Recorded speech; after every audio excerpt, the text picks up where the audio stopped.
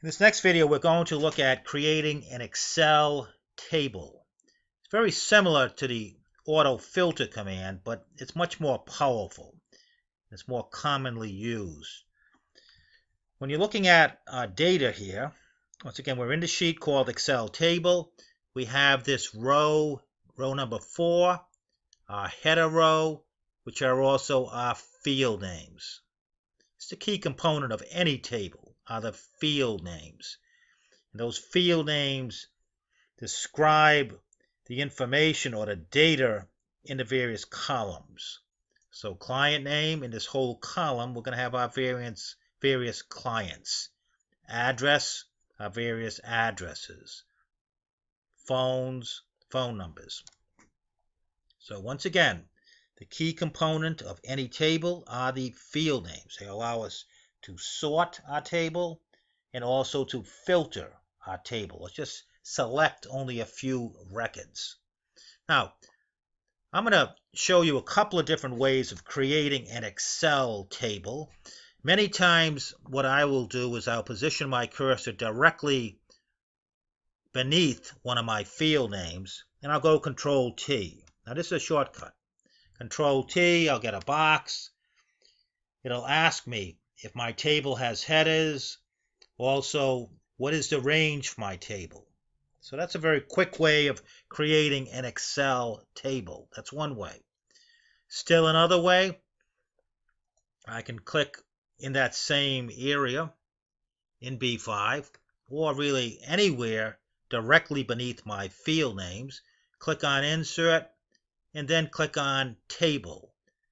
That will also create an Excel table. However, to get fancy formatting built into your table, the way to do it is to click on the Home tab, Format as Table. So once again, you're in the Home tab, Format as Table. And then you can choose one of the various styles. Choose this style right here. Once again, you can see that box where it's define the area. My table has headers, and that's so important. Click Yes. And we know that we have an Excel table because it's all been colored in, but more importantly, each of our field names have those drop-down arrows next to them. So we have an Excel table. Now to show you some of the power of an Excel table, I'm going to come right over here and I'm going to type in as a new field name contract increase. I can widen that out a bit. So contract increase. So right off, Excel guessed, and it guessed properly, that we have a new field name for our table. I'm now in this cell here. And I want to try to come up with a formula to say, okay, if my contracts were to increase by 10%, what would they be? Once again, this is the real power of an Excel table. Be very similar to a typical Excel problem. All formulas begin with an equal sign. Click in this cell right here. So everything within the contract field. And if I want to figure out by 10%, it would be multiplied by 10%. If it's a 10% increase, it means 1.10. If it was a 5% increase, it would be 1.05. Once again, very similar to what you would do in an Excel formula. So right now, my formula is saying equal. I clicked over here, everything in that contract field multiplied by 1.10, hit enter. And the beauty of this is that it's been copied all the way down.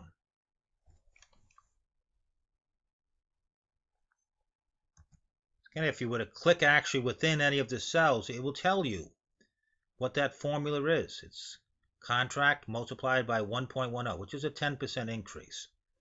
For formatting, I could highlight the entire column. and change it from general to currency. 0 places, I'm going to hit the decrease decimal twice. So it's now 0 places.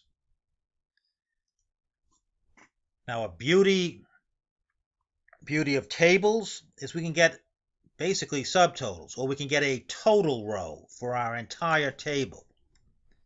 And how you do that is you click within your table, click on the Design tab, and then click on the Total row. Brings you right down to the bottom,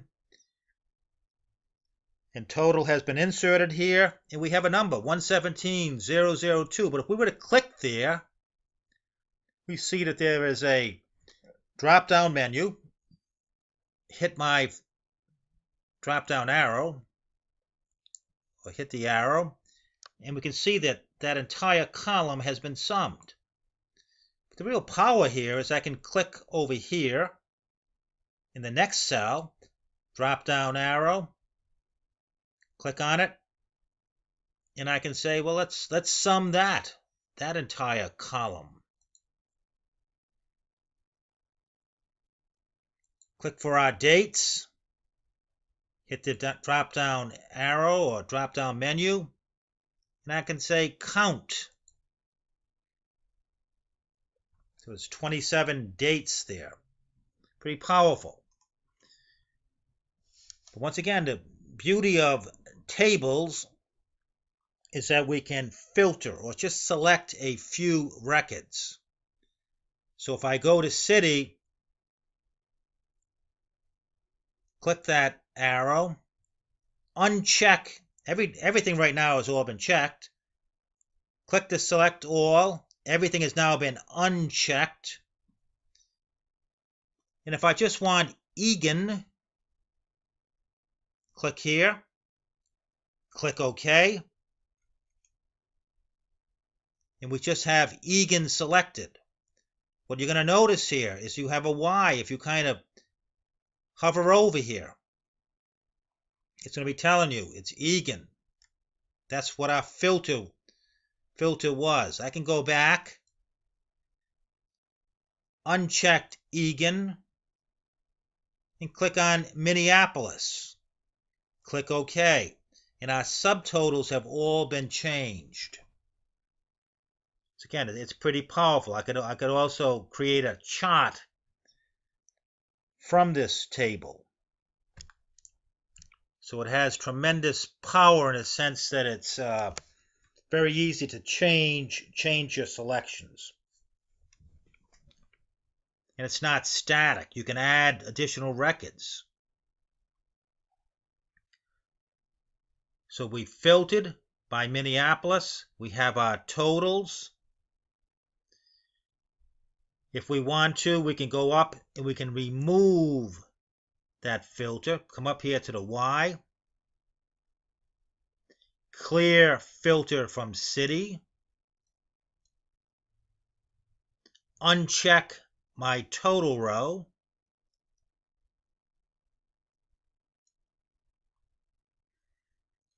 Come down here, it's now gone.